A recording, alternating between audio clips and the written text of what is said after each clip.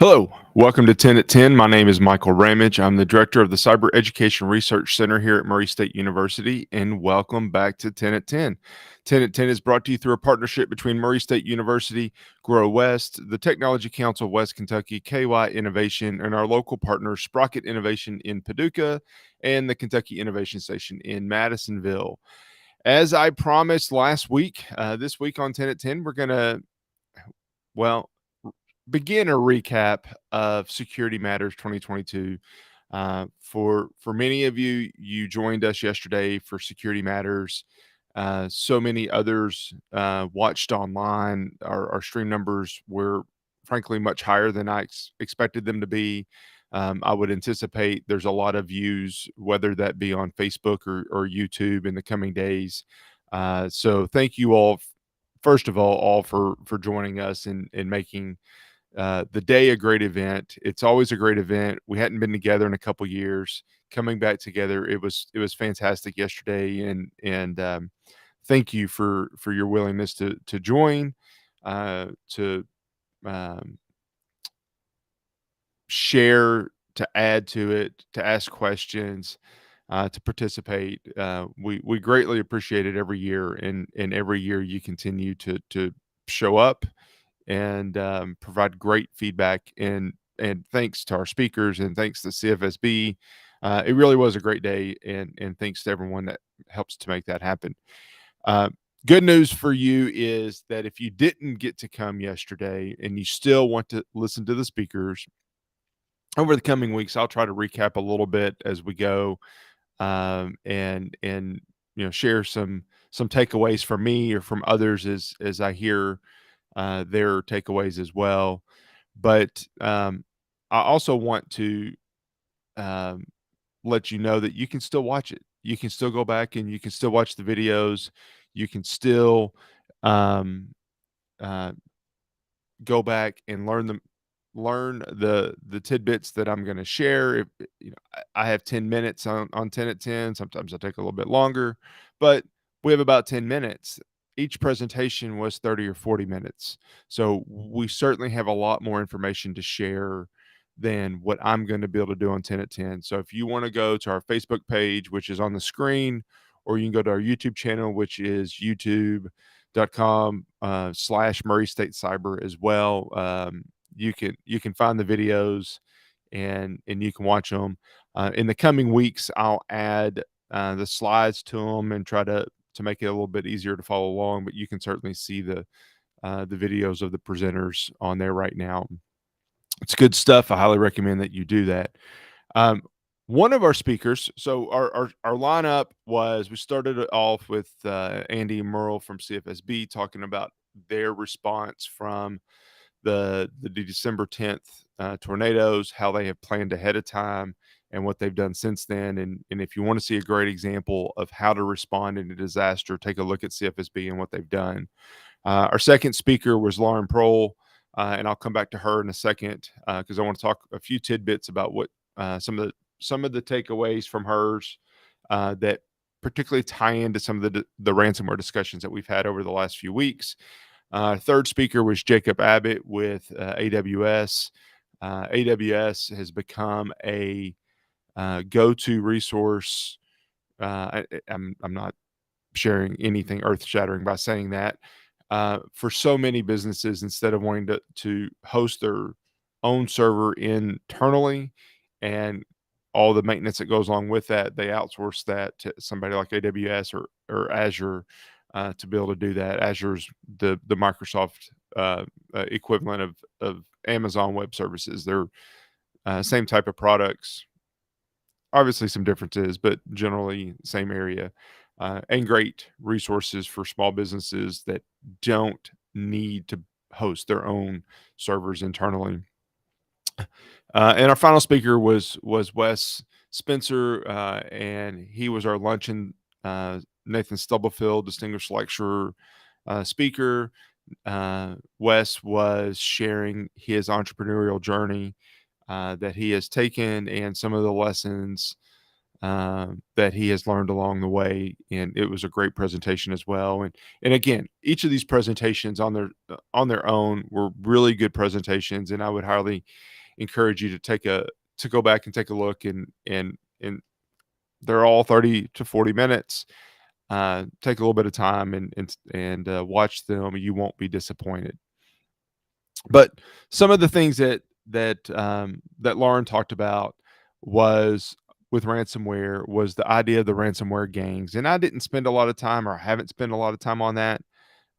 But just to put it into context, uh, there were 2,865 victims that were announced by 58 different ransomware gangs in 2021. So, the number of different ransomware gangs out there is substantial. So it's not like there's one bad guy that's doing all of this. It truly is uh, a ecosystem that has been created, just like organized crime was back in the day. This is still organized crime. It's just it looks different. Um, the average ransomware paid was $541,000, and that is 43% less than the initial demand. And I hadn't talked about that, and I'll come back to that in a second. And part of why that this ransomware gang model has been successful is that it's corporate structure. They are taking business practices. You've heard me talk on here about return on investment. It's not just the good guys that are looking at return on investment, it's the bad guys. It's these ransomware gangs. They have a corporate structure. They are looking at how they can grow and expand just like a normal business would. It's just unfortunate that they're not good guys. They have malicious intent, but they're still doing that, and they're still getting shelter from supporting countries. Last week we talked about Russia and how they're able to utilize ransomware gangs or cyber criminal organizations to help supplement the money that's being blocked from the sanctions. Well, that is true, but this isn't something that's new. That's just happened since they invaded Ukraine. This has been going on for years and years. They provide shelter for some of these organizations, whether it's a traditional organized crime um, gang, you know, criminal organization, or it's a new ransomware gang. It's the same structure, it's the same idea, and they provide that safe haven. So that doesn't, it's not going to slow things down. A lot of these pieces in the, and let me say, these aren't my slides. These are Lauren's slides. I'm recapping some of the things that she shared because she did a really good job of providing some defenses and recommendations on dealing with ransomware. And the last slide I'll show you is her GitHub link so that you can go get these slides yourself. One thing I'll point out on this is that she certainly made the point of don't pay.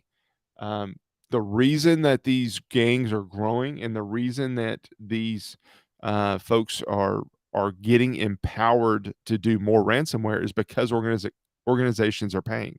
Now, to be honest, it's hard for me to sit here and tell you don't pay when there's certainly reasons why it might make sense to pay. So, I get that. FBI says don't pay, federal government says don't pay. Yesterday, Lauren said don't pay. And Lauren has a better perspective on this in this world than most in her role at Marsh McClellan. So you shouldn't pay. That is for sure the answer. But if you must pay, she also noted on the bottom of this list is to use a negotiator to lower your price. I just said on the previous slide, the average pay was 541K, which was 43% less than what was initially asked. That's because organizations are negotiating a price. This is about making money for a gang, a criminal organization. Maybe you can't pay or don't want to pay $1 million, but if you're going to pay 541,000, that's still a pretty good chunk of change. So they'll take it. So never pay the main rate, for sure, particularly if you're an organization and it's a high ransom.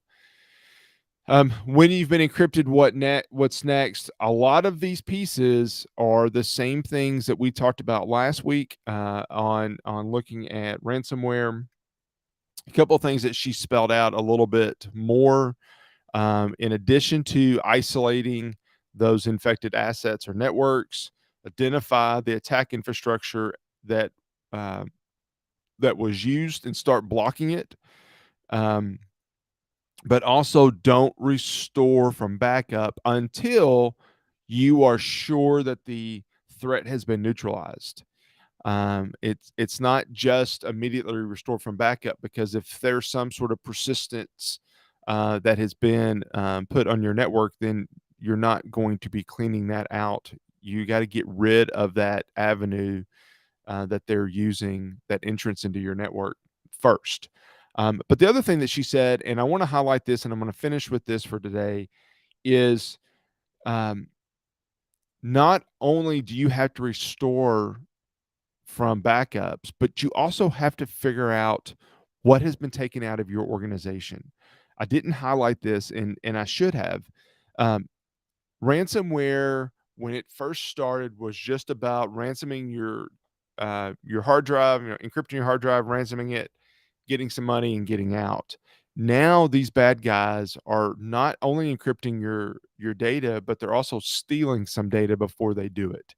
How much data? It varies from gang to gang, from instance to instance, but you're not just going to have to clean up your organization. You're going to need to figure out what was stolen, because something was probably stolen nowadays. So make sure that you integrate that in. Engage in a trusted negotiator. Um, Final couple pieces, or you know, do an after action review and tell your story to trusted partners. Silence is going to be deadly in this instance. We talked about that. Make sure you communicate properly, but make sure that you're communicating to your partners for sure. So I'm over time as usual, but let me pop up this slide. This was the last thing that Lauren shared. She has a number of resources that she made available on her GitHub site.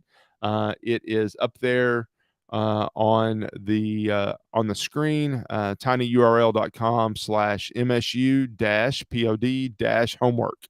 So you can go and you can find her presentation, everything that she presented, and the resources as well. So I would encourage you to do that. Again, thank you for joining us yesterday. Thank you for continuing to join us on 10 at 10. And until next time, I'll see you right back here on 10 at 10. Thank you.